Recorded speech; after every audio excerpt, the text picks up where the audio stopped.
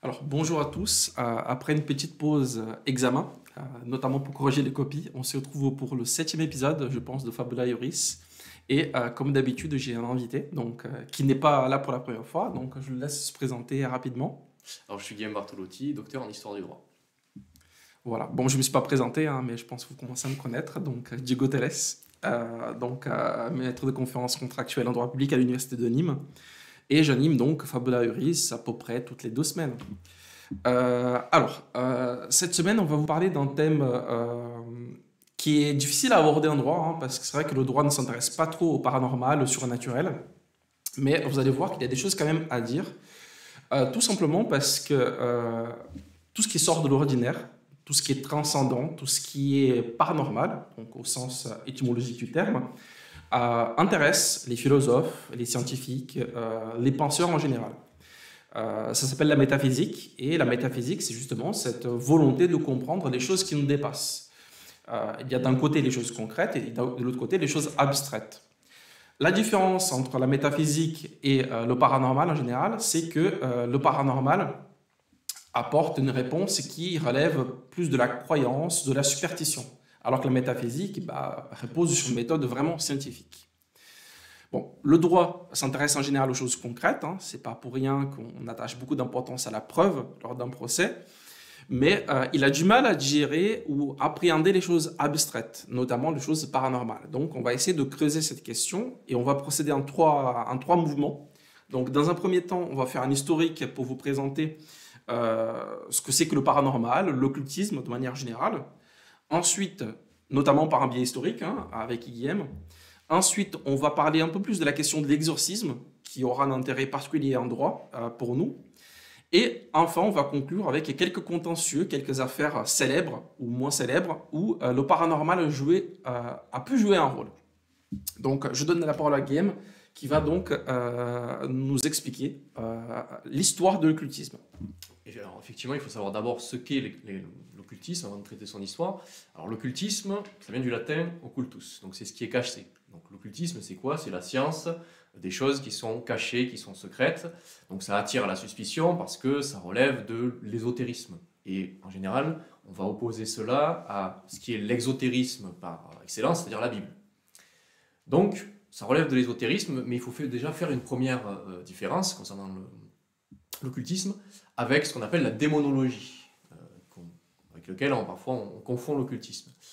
La démonologie, le sens n'a pas toujours été les mêmes, hein. On parle de daimon à l'époque de Socrate pour parler de son démon personnel d'une manière philosophique, mais la démonologie, elle prend racine surtout à partir de l'époque médiévale, à partir du XIIIe siècle, sous le patronage, le grand patronage du Vatican, de l'Église, qui encourage en fait les théologiens, qui les poussent vers la connaissance du mal pour mieux le combattre. Donc on a un aspect véritablement scientifique de la démonologie qui se fait, puisque à cette époque, on voit que les théologiens se penchent par exemple sur le nombre de démons. Ils vont classifier les démons aussi en fonction de leur rang.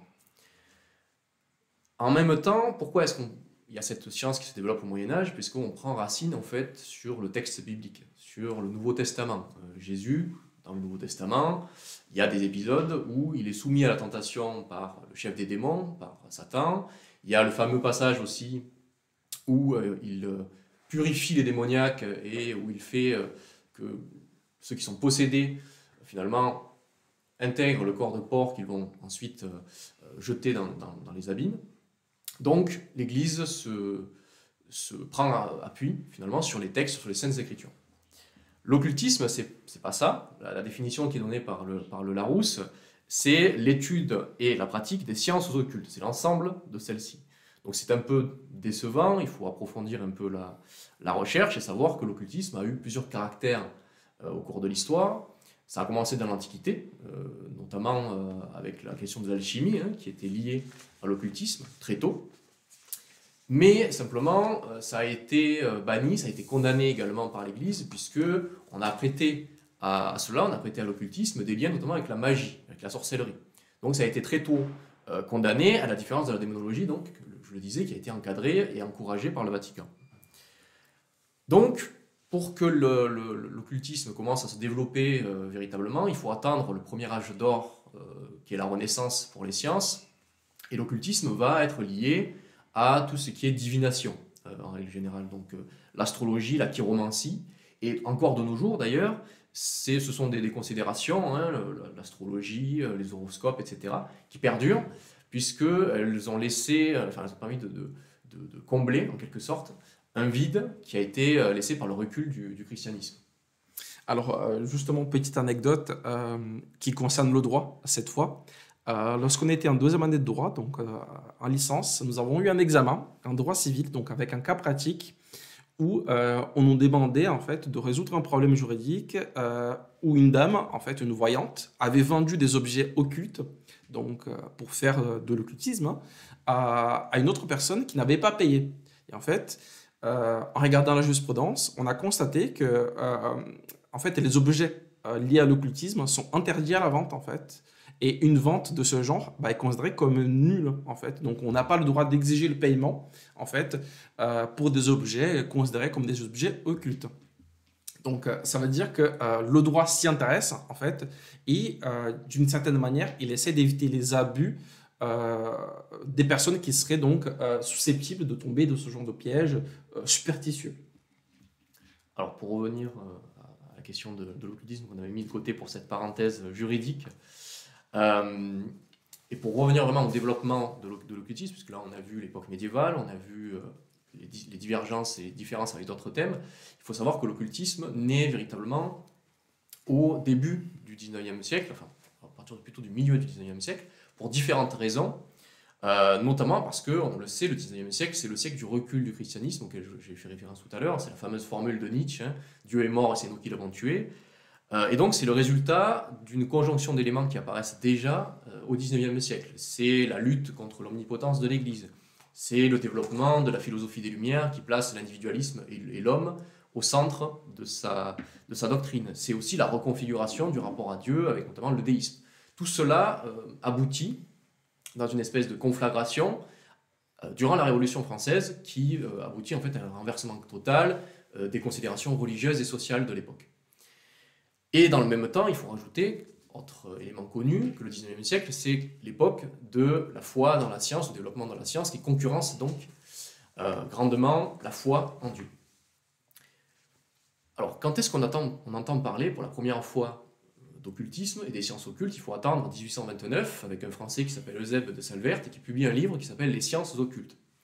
Mais en réalité, l'occultisme se développe vraiment, je le disais, à partir du milieu et de la deuxième moitié du 19e siècle, parce que si on prend par exemple le dictionnaire des mots nouveaux en 1842, à l'entrée occultisme, il parle de système occulte, occulticité, donc on en revient à ce qui est caché. Donc il faut vraiment attendre en fait la fin du 19e siècle, enfin la deuxième moitié du 19e siècle et surtout la fin du 19e siècle, pour que cet occultisme-là se développe avec plusieurs raisons que je vais développer ensuite, mais là je laisse la parole à Diego. Alors, effectivement, l'occultisme, le paranormal se développe davantage au XIXe siècle, notamment dans les cercles bourgeois. Il faut savoir que le spiritisme est quelque chose qui va fasciner les bourgeois, qui ne vont pas hésiter à faire des tables pour invoquer des esprits, pour essayer de parler avec les morts, etc. Mais en fait, ça ne date pas d'hier. Pendant l'Antiquité, en fait, on s'intéressait déjà beaucoup à ce qui sortait de l'ordinaire, à ce qui faisait le pont entre la vie et la mort, hein, donc au paranormal, tout simplement. Il faut savoir que la Grèce et Rome, de manière générale, en fait, on avait les religions classiques, hein, donc liées à la mythologie, mais on avait aussi ce qu'on appelait les religions à mystère.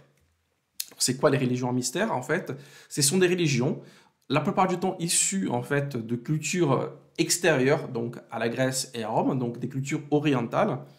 Et en fait, ces cultes nouveaux à Rome et en Grèce vont susciter quelques dérives qui vont intéresser le droit. Pour vous citer quelques exemples en fait, hein, de dérives, certains cultes consacrés à Mitra, à Isis, à Cybèle, qui étaient des dieux plutôt orientaux, hein, amenaient les Romains ou les Grecs à faire des sacrifices humains ou d'animaux, des rituels de purification, de fertilité, etc. Et en fait, ces cultes à mystère, comme on les appelle, se confondaient presque avec des sociétés secrètes. C'était pas une religion où on invitait tout le monde, c'était une religion d'initiés. Il fallait vraiment connaître une personne là-dedans pour être invité. Concernant les dérives, en fait, je ne m'attarde pas trop sur tous les mystères, hein. Je vais surtout vous parler en fait des cultes, des mystères dionysiaques, donc liés à Dionysos, hein. Donc je pense que vous vous en doutez où on va aller. En fait, les mystères de Dionysos étaient globalement, hein, des beuveries et de la débauche, en fait, hein. C'est le dieu du vin, c'est le dieu de l'excès, hein. Très vite, en fait, ce culte, ces mystères-là ont été interdits dans une grande partie de la Grèce. Et à Rome, le Sénat est intervenu pour interdire cette pratique religieuse qui était assimilée à une sorte de dévergondage, hein, tout simplement, euh, et pour des raisons d'ordre public. Donc ça veut dire qu'avant même qu'on parle de laïcité, hein, à l'époque, ce mot n'existe pas du tout, ça serait anachronique, le droit et la politique, de manière générale, s'intéressent aux religions lorsque on perd le contrôle, lorsqu'il y a une potentielle attente à l'ordre public. Bon, d'ailleurs, Rome n'a pas hésité aussi à poursuivre les chrétiens, les nouveaux chrétiens à l'époque, pour les mêmes raisons, hein. Les chrétiens étant contraires, opposés au culte de l'empereur, qui était pratiqué partout, bah, ils étaient considérés aussi comme un trouble à l'ordre public. Donc à chaque fois que le droit estime qu'une religion porte atteinte à l'ordre public, bah, il intervient pour l'encadrer. Bon, maintenant, je redonne la parole à Guillaume pour vous expliquer en fait pourquoi, principalement en Occident, hein, l'occultisme s'est développé, cette fascination s'est développée de plus en plus. Alors, tu as déjà mis le doigt sur l'une des raisons, hein, que tu as déjà annoncé, qui était le fait que l'occultisme a été un phénomène de mode dans les milieux bourgeois, dans la haute société du 19e siècle, puisqu'on retrouve des artistes, des médecins, des journalistes, des écrivains, etc., qui s'intéressent en fait à l'occultisme à la fin du 19e siècle. Donc ça devient un phénomène de mode, c'est un phénomène de curiosité, c'est un phénomène comme il y en a eu d'autres à cette époque, comme il y en a d'autres à notre époque. Et en fait, c'est la volonté simplement de se démarquer par rapport socialement, par rapport au reste de la société, de cultiver le secret, les connaissances ésotériques. Et donc, ça va passionner ce milieu de la haute bourgeoisie, ou même de la bourgeoisie tout court, au XIXe siècle, européenne, en général française, mais aussi anglaise, allemande, etc.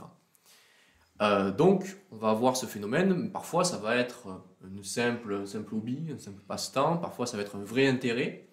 Et parfois, ça va être un franc rejet, comme par exemple avec Balzac. Balzac va s'intéresser à l'occultisme pour mieux pouvoir le rejeter. Donc ça, c'est la partie phénomène de mode. Pourquoi est-ce que l'occultisme en particulier, en dehors de cela, et avant cela, a connu le succès, s'est développé? Parce qu'on a écrit dessus. Et les Français n'ont pas été les derniers à écrire là-dessus, puisque on a plusieurs auteurs, donc en France, mais aussi en Angleterre, en Allemagne, qui écrivent. Par exemple, en France, on a un certain Eliphas Lévy, qui est pseudonyme pour un certain Alphonse Louis Constant, qui écrit un livre qui s'appelle Dogmes et rituels de la haute magie, dans lequel il mélange des références au christianisme, puisque c'était finalement quelqu'un qui avait reçu, qui avait participé au séminaire sans le terminer, donc c'était même pas un curé défroqué, mais il avait des connaissances sur la question. Il mélange cela avec des connaissances païennes, avec la kabbalistique, etc. Et il va notamment, dans cet ouvrage, dans Dogmes et rituels de la haute magie, traiter du fameux pentagramme que tout le monde connaît aujourd'hui via les œuvres de fiction. Il va décrire ce que c'est, et il va dire que maîtriser le pentagramme permet de maîtriser notamment les démons. Et donc par exemple, dans son livre, dans l'édition de 1930, hein, qui est disponible sur Gallica, pour ceux qui voudraient en fait voir que cette dimension occultiste n'est pas du tout liée à la fiction, mais qu'il y a une vraie part de réalité, il dit notamment, à propos du pentagramme, armé de ce signe et convenablement disposé, vous pouvez voir à l'infini à travers cette faculté qui est comme l'œil de votre âme, et vous vous ferez servir par des légions d'anges et des colonnes de démons. Donc il y a un aspect très inquiétant, mais un aspect quand même scientifique qui est vraiment exposé dans des œuvres à la disposition de tous. On peut citer un autre pseudonyme, puisque les écrivains écrivent beaucoup sous pseudonyme à l'époque, qui est un autre français qui s'appelle Papus, alors le nom est plus compliqué, c'est Gérard Anaclet Vincent Ancos, qui lui est un médecin et qui publie en 1887 un traité qui s'appelle L'occultisme contemporain, et qui est connu pour avoir laissé une littérature en fait prolifique, vraiment sur le sujet. On compte en centaines, vraiment, tous les écrits, articles, etc., entrées de dictionnaires qu'il a pu rédiger sur l'occultisme.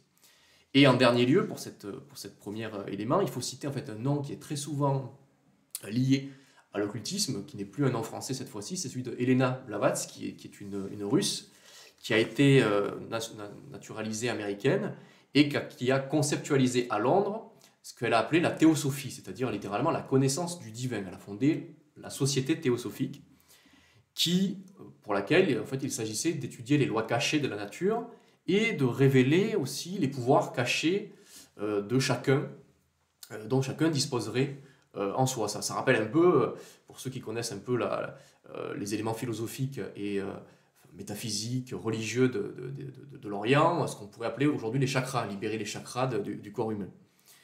Donc, on a en fait dans cet élément-là en fait, un rapprochement qui se fait avec l'occultisme, parce que la théosophie comme l'occultisme insistent beaucoup sur l'être humain et sont particulièrement antagonistes avec le matérialisme qui se développe au XIXe siècle et sur lequel je vais revenir, et qui me permet en fait d'évoquer la dernière raison, qui est celle que le développement de l'occultisme est lié en fait à un grand syncrétisme qui s'opère à ce moment-là, parce que l'occultisme intègre de nombreuses connaissances qui viennent de domaines divers et variés. En fait, j'ai parlé du christianisme, j'ai parlé du paganisme, mais c'est aussi le paganisme oriental, les chakras auxquels je faisais référence. Donc il y a plusieurs doctrines, plusieurs influences étrangères.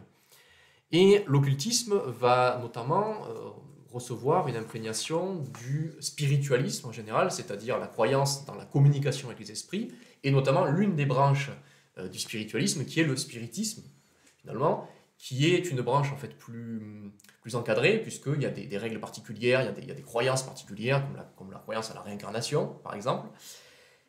Et donc, il y a un syncrétisme qui s'opère, et ça explique que, par exemple, la philosophie New Age, dont vous avez peut-être entendu parler, qui est une doctrine qui souhaite en fait la fusion de toutes les doctrines mondiales, religieuses, philosophiques, ésotériques, spirituelles, etc., pour les fusionner dans un seul creuset, pour aboutir à un nouvel ordre mondial, qui est une expression qui est très connotée aujourd'hui, mais qui est l'expression qu'on retrouve dans le cadre du New Age. Eh bien, il n'y a pas d'étonnement à voir si celle qui est à l'origine du New Age, qui s'appelle Alice Bailey, qui est aussi une américaine, a fréquenté Helena Blavatsky. Elle a participé notamment à sa société théosophique.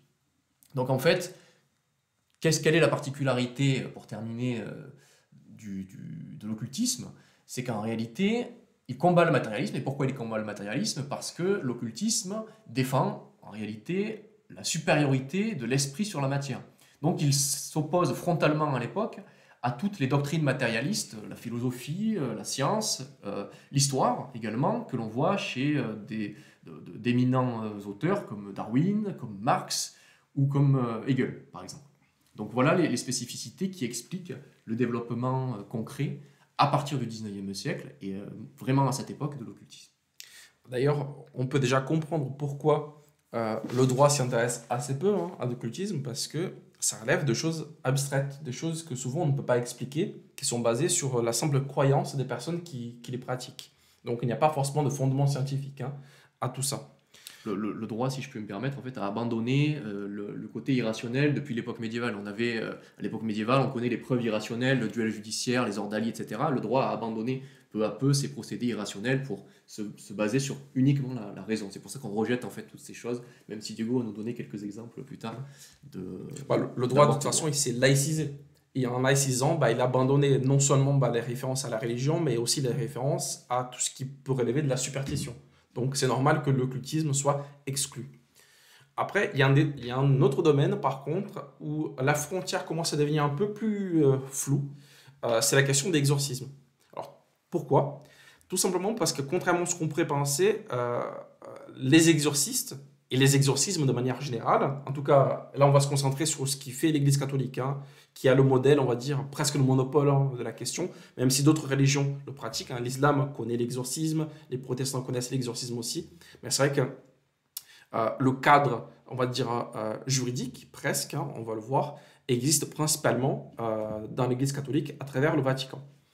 Il faut savoir, à titre d'information, que depuis quelques années en France, les exorcismes, en tout cas les demandes d'exorcisme sont en hausse, mais en hausse considérable. Il faut savoir qu'il y a 10 ans environ, nous avions environ une quinzaine d'exorcismes par an en France. Alors, je ne vous dis pas que c'est vrai, mais il y avait des demandes pour faire des exorcismes. Aujourd'hui, on est entre 50 et 100 exorcismes par an en France.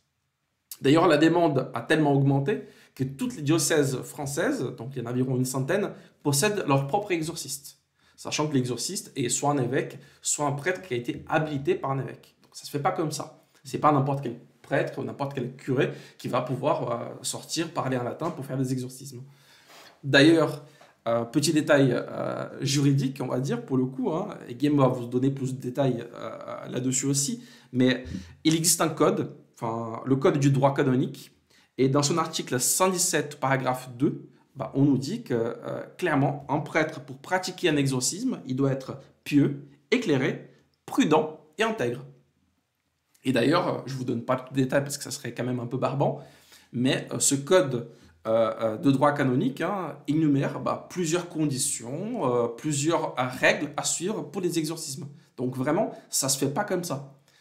C'est pas comme dans les films.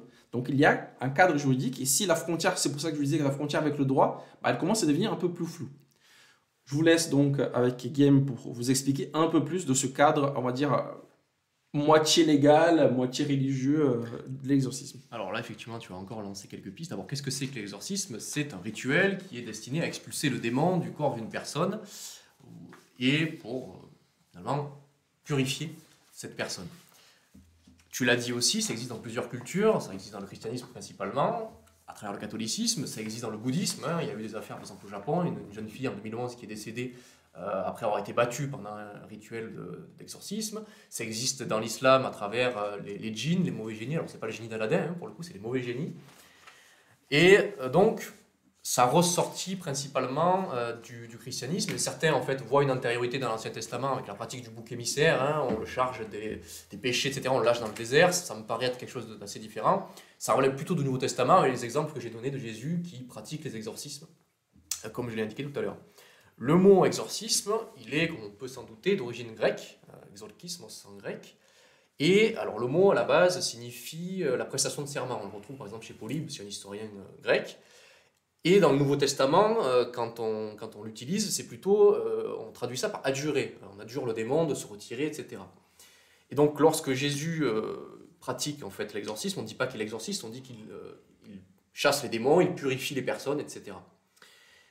Le terme, c'est assez intéressant, il était utilisé dans les sources juridiques romaines, donc en fait on sait que c'était utilisé dans deux contextes, un contexte païen, strictement païen, et un contexte ensuite chrétien, puisque au début du IIIe siècle, par exemple, pour qualifier les médecins, on a un juriste qui s'appelle Ulpien qui utilise le verbe exorcisare pour exclure en fait du qualificatif de médecin ceux qui, dit-il, pratiquent des incantations ou des imprécations, ou, je le cite encore, pour utiliser l'expression commune des imposteurs, exorcisent. Donc ceux qui exorcisent dans le domaine médical, c'est ceux qui font des incantations, qui ne sont pas donc des vrais médecins. On a aussi une classe d'exorcistes dans le droit romain, cette fois-ci dans le droit romain dit chrétien, même si le terme est polémique, dans des normes de la deuxième moitié du IVe siècle, où on sait qu'on a des prêtres, des diacres, etc., mais à côté d'eux aussi des exorcistes qui sont exemptés des charges publiques, notamment. Donc on sait qu'il y a dès le IVe siècle, qu'il y a un terme qui s'applique dans le personnel ecclésiastique, et on sait que le terme d'exorciste a une connotation de chrétienne et a une dimension officielle, au moins depuis le IVe siècle de notre ère. Simplement, comme vous vous en doutez, la pratique de l'exorcisme va s'institutionnaliser avec l'Église catholique, puisque à partir du Moyen-Âge, l'Église, sous l'égide du Vatican, va se sentir en fait l'héritière des apôtres, l'Église apostolique et romaine, dit-on, et va récupérer certaines de ses prérogatives, notamment un des commandements de Jésus dans Matthieu 18, dans le Nouveau Testament, qui dit, je cite, « Guérissez les malades, ressuscitez les morts, purifiez les lépreux, expulsez les démons ». Donc l'Église récupère en fait le commandement de Jésus et l'applique en le codifiant progressivement, en codifiant le rituel, en codifiant les paroles. Diego, tout à l'heure, tu parlais du code de droit canonique, qui est relativement récent, mais il y a eu en fait notamment un grand rituel d'exorcisme qui est établi en 1614 en fait, et qui établit vraiment la manière dont on procède. Et c'est en 1626, donc un peu plus d'une décennie plus tard, que paraît le manuel de l'exorcisme. En fait, on peut observer, si on compare avec l'époque médiévale, que c'est quelque chose qui semble peu pratiqué, ou en tout cas qui a l'air de se confondre avec l'Inquisition, puisqu'on retrouve dès le XIIIe ou le XIVe siècle des manuels vraiment officiels d'Inquisition pour les inquisiteurs, et non pas des manuels d'exorcisme. On sait aussi, alors là c'est assez spectaculaire, que pour déceler une personne qui est possédée, qu'il y a des symptômes tout à fait particuliers. Il y a les symptômes habituels, il y a les contorsions, il y a les cris, il y a les paroles impies. Il y a des choses plus spectaculaires aussi. Il y a le fait de s'exprimer dans des paroles, dans des langues étrangères qu'on ne connaît pas du tout. Il y a le fait d'avoir une force surhumaine ou décuplée, c'est-à-dire de pouvoir porter à soi, une personne seule, un banc par exemple. Il y a aussi autre chose de spectaculaire, c'est révéler les secrets de personnes qui sont dans la pièce, donc de dire toi tu as fait ça, tu as fait, voilà, de manière plus ou moins discrète. Donc il y a des symptômes, et il y a tout un développement qui se fait, qui est très encadré par l'Église, puisque comme tu l'as dit Diego, en fait, dans l'Église catholique, les prêtres peuvent obtenir la charge d'exorcisme. Simplement, il y a un prêtre par diocèse qui est nommé par un évêque, sachant que l'évêque peut lui-même exorciser, mais en général il va déléguer, et le pape lui-même peut pratiquer des exorcismes. Donc c'est une charge spécifique qui est généralement déléguée à des prêtres. Ce qu'il faut savoir aussi, tu disais tout à l'heure que c'était un élément en fait, qui est en plein essor, il faut savoir que par exemple en 1999, on a dépoussiéré tout ça, et en fait on a remis au goût du jour, en quelque sorte, ce grand rite, le grand rituel de 1614 dont je parlais tout à l'heure. Il a fallu attendre 1999 pour qu'on commence à remplacer ce rituel, le moderniser avec un manuel alors en latin, comme il se faut, De exorcismis et supplicationibus qui usdam, donc des exorcismes et de certaines supplications. Et donc, il y a des paroles, il y a des prières qui sont faites à Dieu durant les rituels, il y a des formules qui sont adressées aux démons, mais les prêtres précisent qu'il ne faut jamais discuter. Ce n'est pas une discussion avec le démon, il ne faut jamais écouter le démon, il faut s'adresser à lui de manière impérative. Donc, le prêtre va réciter en fait, les évangiles, il va réciter la litanie des saints, il va apposer les mains sur la personne qui est possédée, et il va l'asperger d'eau bénite aussi. Et à la fin, et puis, il va procéder en fait en disant la parole bien connue, retire-toi, Satan. Donc ça conclut le rituel. Le fameux Vade voilà, Retro Satanas. Voilà, le fameux Vade Retro Satanas. Donc on voit qu'il y a un encadrement, c'est pas comme dans les séries, forcément c'est pas toujours en latin, ça c'est aussi en français puisque ce manuel de 99 a été traduit. Donc voilà, ce que vous voyez dans les séries notamment américaines, ça ne correspond pas forcément à la réalité parce que tout ça est très encadré et ce sont vraiment des prêtres qui sont nommés et qui ont des compétences particulières. Alors, donc, on a compris que l'exorcisme est quelque chose de plus encadré qu'on ne le croit par l'Église, selon les croyances et les rituels prévus par l'Église. D'ailleurs, tu nous disais que ce manuel a été dépoussiéré en 1999 et je pense que l'édition la plus récente, elle date de 2013. Donc c'est relativement récent, c'est quelque chose qui revient assez souvent, qui est un peu comme le code civil, le code pénal qui est mis à jour. C'est destiné à la pratique, donc voilà. Forcément c'est mis à jour pour ceux qui pratiquent l'exorcisme. Donc ce n'est pas dénué de lien avec la modernité, on va dire. Après, si on s'intéresse de plus près au contentieux, est-ce qu'il y a des procès, est-ce qu'il y a des affaires juridiques où on évoque de manière claire le paranormal? Est-ce que le paranormal peut avoir un impact sur un procès? Est-ce qu'on peut évoquer, par exemple, une possession démoniaque pour justifier un meurtre? Est-ce qu'on peut convoquer à la barre une voyante pour essayer de trouver les réponses qu'on n'arrive pas à trouver avec la police? C'est ça qu'on va essayer de voir maintenant. Donc, Guillaume va nous en dire quelques mots et ensuite, je vais vous donner quelques exemples concrets aux États-Unis, mais aussi en France. Alors l'idée de mêler en fait le droit à des considérations paranormales ou religieuses en tout cas n'est pas nouvelle et on ne s'étonnera pas de trouver un exemple au Moyen-Âge notamment avec le juriste Bartol ou Bartholé que connaissent les étudiants en droit qui est un juriste assez connu et qui a en fait eu l'idée de mettre en scène au XIVe siècle un procès fictif dans lequel le diable revendique la possession du genre humain devant un tribunal qui est, alors c'est fictif, mais devant un tribunal qui est présidé par le Christ, par Jésus, et l'avocate du genre humain, c'est la Vierge Marie. Donc c'est un contexte tout à fait catholique qui se met en place. Et en fait, on voit, c'est très intéressant parce qu'on voit en fait un argumentaire qui est développé par les partis, etc. Un argumentaire très juridique. Voilà, très juridique, mais à partir de considérations en fait qui sont religieuses. Donc on a ce premier élément. Ensuite, est-ce que finalement, est-ce qu'on peut invoquer, est-ce qu'on peut se prévaloir devant un tribunal de possession, de lien avec l'occultisme, de démonologie, de tous ces éléments-là. Pour le savoir, en fait, il faut se tourner vers les États-Unis et notamment vers des procès qui ont eu lieu. Hein. C'est vrai que ce sont des choses qu'on connaît si on voit la fiction, hein, mais encore les derniers temps, hein, les époux Warren, par exemple, dans la série de films Conjuring, qui est très connue. Donc il faut vraiment se tourner vers les États-Unis et c'est Diego qui va nous en dire quelques mots plus en détail. Justement, donc, le tremplin pour comprendre tout ça, et c'était en fait l'idée initiale de cette émission, hein, c'était de rebondir sur l'histoire des époux Warren. Donc, comme Game le disait, donc, il y a plusieurs films d'horreur hein,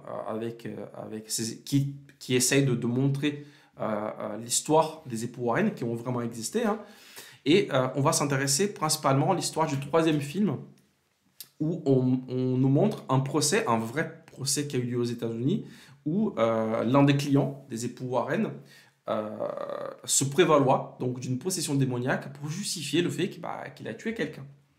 Alors, avant d'arriver à cette question du procès, donc, je vais vous dire deux mots sur qui sont ces gens-là. Donc, les époux Warren. Donc, ici, on parle de Lorraine Warren et de Ed Warren. Ils ont une histoire de vie plutôt banale. Par contre, ils ont tous les deux été marqués par des événements paranormaux dans leur enfance. Madame Warren était réputée être médium, en fait. Hein, donc, soi-disant, elle avait des visions. Lorsqu'elle allait dans un lieu soi-disant hanté, comme une maison, un cimetière, elle voyait des choses. Et Monsieur Warren, il était sensible au paranormal sans forcément pouvoir le voir parce que, en tout cas c'est ce qu'il a déclaré, hein, pendant son enfance, il avait habité dans une maison hantée avec des portes qui claquent, avec des voix, des odeurs, des choses inexplicables. Ils se sont rencontrés, les deux avaient tous les deux partagé cette passion pour le surnaturel, donc ils ont commencé à mener des enquêtes sur des lieux soi-disant hantés. Ce qui est intéressant, c'est qu'ils sont devenus très connus aux États-Unis en intervenant sur différents lieux hantés. Et ils ont été accusés de charlatanisme, hein, de profiter de la bonne foi des gens, etc. Mais contrairement à ce qu'on pourrait penser, en fait, ils ne se faisaient pas payer. En tout cas, pas directement. Lorsque une personne les appelait, on payait en fait les frais de déplacement, d'hôtel par exemple, mais il n'y avait pas de paiement vraiment pour l'activité d'exorcisme, entre guillemets, de la maison. Ils sont intervenus dans plusieurs endroits très connus, alors je ne vous donne pas la liste, vous pouvez trouver ça sur Internet, et à chaque fois, a priori, leurs clients étaient contents. Donc, ils se sont fait une réputation, même aujourd'hui, enfin peut-être en France, ça l'est moins, mais aux États-Unis, ce sont des personnes qui sont très connues, hein, pas seulement pour les curieux du surnaturel, mais de manière générale. D'ailleurs, ils ont eu des liens, ils ont été reconnus par le Vatican, comme des exorcistes. On disait qu'il fallait être prêtre ou être évêque. Là, on a une exception, parce qu'ils ont eu l'aval du Vatican pour pouvoir exercer cette activité, sur des objets et parfois sur des personnes. Justement, ça donne l'occasion de préciser pour ceux qui ne le sauraient pas que l'exorcisme, on parle des personnes. On sait qu'il y a les animaux, hein, avec l'exemple de Jésus qui envoie donc les démons qui possèdent les démoniaques dans des corps pour ensuite, je le disais, les précipiter dans la Bible, mais c'est aussi des objets. Donc ce sont des êtres animés, mais aussi des objets, des êtres inanimés. Tout à fait. Et en même temps, donc on pouvait se demander, comment ils faisaient pour gagner leur vie, puisqu'ils ne se faisaient pas payer. Hein. Pour vous dire à quel point ça a pris de l'ampleur, hein, le travail qu'ils faisaient aux États-Unis, ils étaient souvent invités par des universités pour faire des conférences. Alors, parfois dans des programmes télé, hein, donc pour des interviews, etc., mais aussi dans des universités pour parler de théologie, de démonologie, d'occultisme, de paranormal en général. Donc, c'est un couple qui a une renommée très importante. Ce n'est pas que ce qu'on a pu voir dans les films. D'ailleurs, à la fin de tous les films, il y a des photos du couple, des photos des maisons qu'ils ont pu visiter, etc. En même temps, ils ont créé un musée, d'ailleurs, que vous pouvez toujours visiter aujourd'hui, et je crois qu'il y a même une visite virtuelle qui peut être effectuée. Ça s'appelle le The Warrens Occult Museum, où, soi-disant, alors là aussi, hein, tout dépend des croyances, ils ont opposé tous les objets qui avaient été exorcisés. Et même aujourd'hui, alors pour vous dire à quel point cette croyance est très forte, surtout aux États-Unis, hein, plus que chez nous, il y a un prêtre qui vient bénir tous les objets une fois par semaine. parce qu'on veut éviter qu'il soit possédé à nouveau. C'est le transfert de la fameuse cave, non, des films où on a tous les objets qui sont Tout à entreposés fait. peut-être derrière des Donc c'est un vrai, vitrines. c'est un vrai musée hein, que vous pouvez, il me semble, faire même la visite virtuelle. Aux États-Unis, elle est payante. D'ailleurs, c'était une source de revenus hein, pour le couple. Mais il me semble qu'aujourd'hui, il y a une visite virtuelle puisque les deux époux sont morts. Hein. Le mari est mort en 2006 et donc la femme est morte en 2019 à 92 ans. Donc ils ont vécu très vieux. Et d'ailleurs, ils ont continué, enfin la dame principalement a continué à faire des exorcismes toute seule, même après la mort de son mari. Donc une renommée très importante. Alors, c'est quoi cette affaire sur laquelle ils sont intervenus, donc dans le troisième film, hein, qui s'appelle, il me semble, Sous l'emprise du diable. Donc spoil pour ceux qui n'ont pas vu le film. Voilà. Donc, c'est l'histoire donc d'un homme, donc s'appelle Arne Cheyenne Johnson, aux États-Unis, qui vit au Connecticut, donc en 1981. Donc, c'est pas si vieux que ça hein, comme événement. Et en fait, il vivait avec sa femme dans une petite maison. Et un jour, il a eu un dîner avec le propriétaire de cette maison qu'il louait. Et Monsieur Johnson a tué ce propriétaire avec plusieurs coups de couteau, mais de manière très très violente. Hein. Donc, au moment du procès, les époux Warren ont été sollicités, non seulement pour exorciser en fait la maison qui était soi-disant hantée, mais aussi pour intervenir en tant qu'expert lors du procès. Bien sûr, l'avocat, donc la défense, a plaidé donc la possession démoniaque, alors qui frôlait l'argumentation de la légitime défense. C'était un peu flou, mais il a tenté le coup hein, de la possession démoniaque.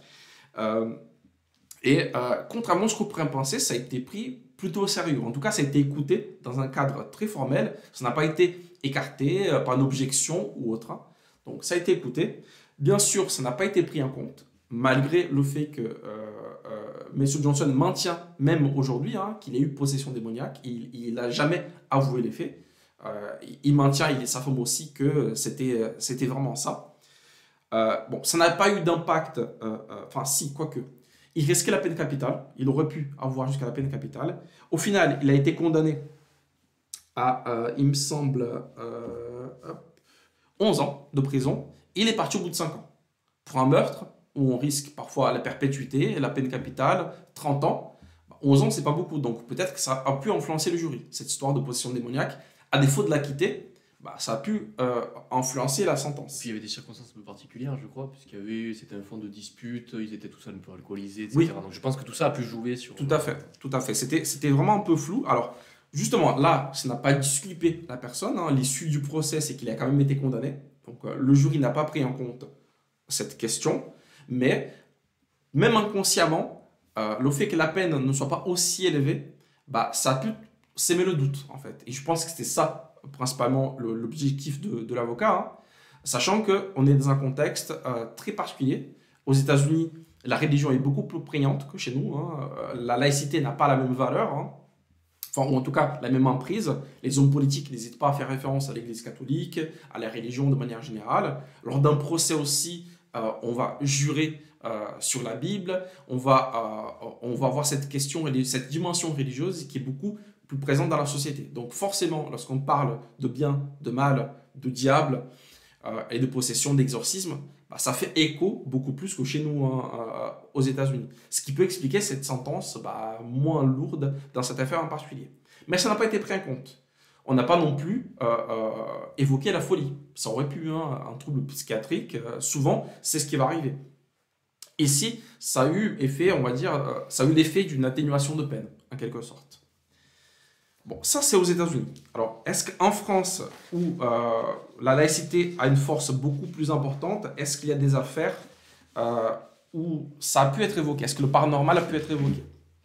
C'est vrai que ça pourrait paraître surprenant hein, de prime abord en France par rapport aux États-Unis, se dire est-ce que ce genre de choses est évoqué, à part sous forme de cas pratiques en droit civil Tout à fait. Alors, ça ne relève pas de la fiction, figure-toi.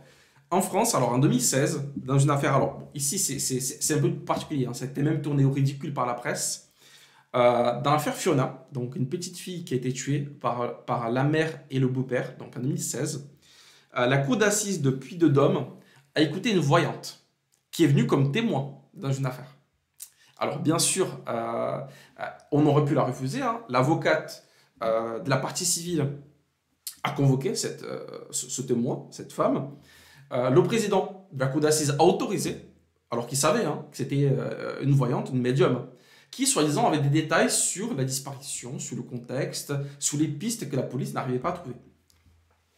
On a écouté cette femme pendant une demi-journée, et ça a été vraiment chaotique, parce qu'on avait l'impression, d'un côté, qu'une partie du tribunal l'écoutait avec du sérieux, l'autre partie tournait ça au ridicule, et au final, le procureur s'est dit que c'était presque une entrave à la justice, parce qu'elle était là juste pour faire le show. Elle s'est évanouie, les pompiers sont venus pour l'aider, ça a été un chaos absolu. Donc, c'est peut-être pour ça que ça n'arrive pas souvent, oui. Parce que ça a été vraiment un sketch. Après, on est allé jusqu'à l'écouter comme témoin, on l'a pas utilisé comme expert. Tout à fait. Non. Encore heureux, mais c'est pour vous dire que ça peut arriver. Alors, il y a un précédent, en tout cas, en 2016, donc une période récente, où on a écouté une voyante. Tout le monde savait que c'était une voyante, donc ce n'était pas une surprise pour tout le monde. Et, bon, bien sûr, elle est restée sur des banalités, elle a dit des choses floues, soi-disant la petite fille avait parlé avec elle, lui avait donné quelques détails, mais en fait, c'était des choses qu'elle avait pu trouver dans la presse, et elle a construit son histoire là-dessus. Donc c'était plus un coup de marketing pour elle qu'autre chose. Mais bon, c'est quand même cocasse que ça ait pu arriver. Dans une autre affaire, alors on retourne aux États-Unis dans une période un peu plus ancienne, mais c'est une affaire assez drôle. Donc c'est une affaire en 1897 où un fantôme a pu être témoin dans une affaire.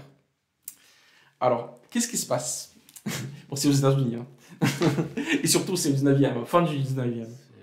Alors, une femme est tuée, est morte, pour le coup, est morte, et on pensait que c'était pour des causes naturelles. Son mari a préparé l'enterrement, il a habillé sa femme, il s'est occupé de tout, il n'a pas voulu que d'autres personnes interviennent, soi-disant par chagrin. Il voulait vraiment s'occuper des derniers instants de sa femme. Et il disait qu'elle était enceinte, donc on pensait que c'était lié à la grossesse. Très bien. Elle est enterrée, il n'y a pas de suspicion particulière, mais la sœur de cette femme, en fait, nous dit qu'elle a quand même un petit soupçon, en fait, parce qu'elle n'a jamais aimé le mari de sa sœur, donc elle s'est dit, je ne sais pas. Quelques semaines plus tard, elle dit qu'elle est visitée par le fantôme de sa sœur, qui lui dit qu'elle a été assassinée. Mystère, elle va voir le procureur. Le procureur est un peu sceptique, mais il demande quand même une exhumation du cadavre pour avoir le cœur net. Il se trouve que le cou de la femme était brisé. Donc, effectivement, il y avait eu probablement un meurtre. En tout cas, ce n'était pas pour des causes naturelles, ça c'était sûr. Mais bon, ce qui a donné lieu au procès, finalement, c'était le presque témoignage d'un fantôme. L'élément déclencheur. Tout à fait. Bon, bien sûr, il n'y avait pas de témoin, il n'y avait rien qui reliait vraiment le mari à tout ça. Bon, c'était un peu louche, mais pas plus. Donc l'avocat a voulu tourner un ridicule à la famille de la femme en disant bon, c'est un scandale, on est ici en train de faire un procès sur la base de ce qu'un fantôme a pu dire. Le problème, c'est que cette communauté-là était très religieuse. Du coup, ça a tourné le procès à l'avantage de la famille de la femme et le monsieur a été condamné, alors qu'il était bien parti pour être acquitté. Elle a été condamnée à partir du moment où à partir du moment où le jury a su que tout ce qui a dévoilé le complot du mari, c'était l'intervention de l'esprit. Donc, ça a fait basculer le procès, ce monsieur a été condamné, il est mort en prison. Donc, il a été condamné à perpétuité. Donc, ici, le témoignage de ce fantôme a changé la vie. Alors, on ne sait pas s'il a tué, bon, probablement oui, parce qu'il avait un passé quand même un peu trouble. Mais en tout cas, s'il a été condamné, c'est parce qu'il y a eu une intervention, soi-disant fantôme. D'ailleurs, bon, ça n'arrive pas tous les jours, je vous rassure, mais sur la pierre tombale de cette femme aux États-Unis, on peut encore lire le fait que son assassin a été condamné grâce à l'intervention d'un fantôme. Et c'est une première, et je pense la seule fois, où un fantôme est intervenu donc, lors d'un procès. Alors, je conclus avec deux autres affaires pour vous dire que ces questions de possession, de paranormal sont souvent évoquées par des tueurs en série, et que l'issue est parfois variable, toujours aux États-Unis, c'est là où on a le plus de tueurs en série.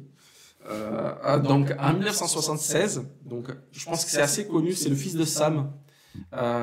Il s'appelait David Berkowitz et en fait il a tué 8-9 personnes lors d'un été aux États-Unis. Et en fait, donc, il a été attrapé par la police hein, après plusieurs mois d'enquête et il a avoué les crimes tout de suite. Par contre, il a évoqué la possession démoniaque. Là encore. Il a dit qu'il avait été. Non, il n'avait pas dit qu'il avait été possédé. Il a dit que le chien de ce voisin avait été possédé et que le chien lui avait donné des ordres pour tuer ces gens-là. Bon, ça n'a pas eu d'impact sur le procès, je vous rassure. Il a été condamné pour meurtre. Hein. Et alors, ça explique ensuite à la question de l'occultisme. Hein, 20 ans plus tard, il a avoué qu'il n'avait pas été possédé, mais qu'il faisait partie d'une secte satanique.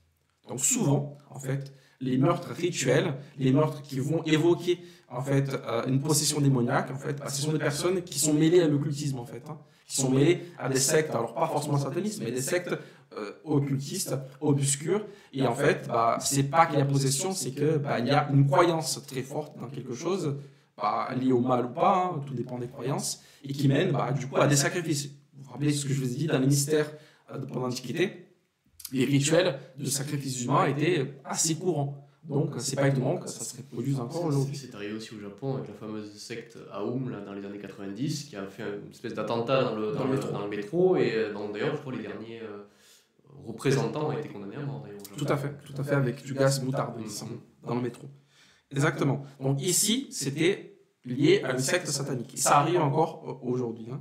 Dans une autre affaire, maintenant en Angleterre, donc en Europe, toujours dans les années 70, donc en 74, nous avons un monsieur, donc Michael Taylor, qui était connu pour être pieux, pour être gentil, pour être un bon mari, un bon père, etc.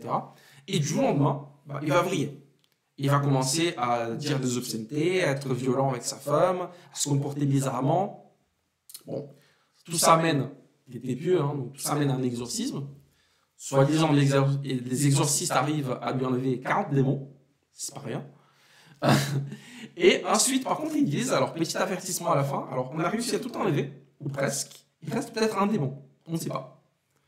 Donc l'exorcisme se termine et juste après, on lui dit qu'il y a un démon, hein, il part, il tue sa femme et son chien. Voilà. Donc de manière très violente, hein, vous vous en doutez. Donc on lui a enlevé les démons mineurs et on a laissé le démon majeur. Apparemment. Donc évidemment, procès, on évoque encore une fois la possession démoniaque. Et ici, on ne conclut pas à une secte sataniste. Et là, c'est l'autre possibilité, et à mon avis, c'est ce qui arrive le plus souvent. On a diagnostiqué comme étant un schizophrène, tout simplement. Donc, c'est là où, en fait, le paranormal va rejoindre, et pour le coup, il a été acquitté. Hein. Bon, il a été acquitté pour des motifs psychiatriques, hein, pour le coup, parce qu'on a diagnostiqué folie, donc schizophrénie. Et souvent, en fait, la possession démoniaque, il me le disait, hein, c'est le fait d'écouter des voix, d'écouter des ordres, en fait, hein, de dire qu'il faut faire ceci ou faire cela. Et à une époque, c'est pour ça que dans le passé, ce genre de procès, on évoquait la possession était plus courant. À une époque, on connaissait mal les maladies psychiatriques, donc forcément, il fallait chercher une explication. Et l'explication qu'on a toujours trouvée, c'est une explication de transcendance, hein, donc liée au bien, au mal. Donc, on assimilait ces voix qu'on écoutait ou ce comportement étrange à une possession, alors que c'était une maladie mentale. Et souvent, d'ailleurs, on constate que c'est une maladie mentale. Les parents, étant parfois très religieux, refusent que leur enfant, parce que c'est des jeunes personnes aussi, hein, très souvent, soit examiné par un vrai médecin. Et du coup, ça nous amène à des exorcismes avec des issues parfois dramatiques, comme au Japon, hein, où une jeune fille a été tuée. Donc ici, on a réussi à diagnostiquer cette schizophrénie. Il a été donc acquitté parce qu'on est irresponsable pénalement hein, pour folie. Donc ici, ça a été à l'issue. Et aujourd'hui, le plus fréquent, c'est ça. Si une personne arrive et qu'elle évoque la possession, on va souvent lui faire passer des examens psychiatriques. On va souvent conclure à la folie de la personne. Alors, aux États-Unis, c'est arrivé quand même dans les années 80, hein, donc c'est relativement récent. On ne lui a pas fait passer des tests, apparemment il était normal. Hein. Il a eu des experts, je ne sais pas s'il a eu une batterie de tests très exhaustive, mais en tout cas, il a été consulté par des psychiatres. Il a été considéré comme normal, mais on a vu que ça a eu quand même un impact sur la sentence. Donc, oui, si ça arrive encore. Donc, on n'a pas d'exemple très très récent, 2020, 2021. mais tout simplement parce que la part du temps, on conclut soit à un rite sataniste, soit à la folie. Après, des fois, ça a quand même une utilité. Hein, si on pense à Jeanne d'Arc, alors loin de moi l'idée de vouloir critiquer Jeanne d'Arc et ternir son image, mais heureusement qu'on l'a écouté d'ailleurs à l'époque, hein, parce que ça nous a bien aidé dans la guerre de 100 ans contre les Anglais. C'est ce qui a été brûlé. Mais elle a quand même fini par être brûlée par les Anglais eux-mêmes. Donc, comme sorcière. Comme sorcière. Donc, bon, ça a duré qu'un temps. Donc, oui, d'ailleurs, procès aussi, hein, procès pour paranormal. D'ailleurs, effectivement, procès, alors, faux procès ou pas.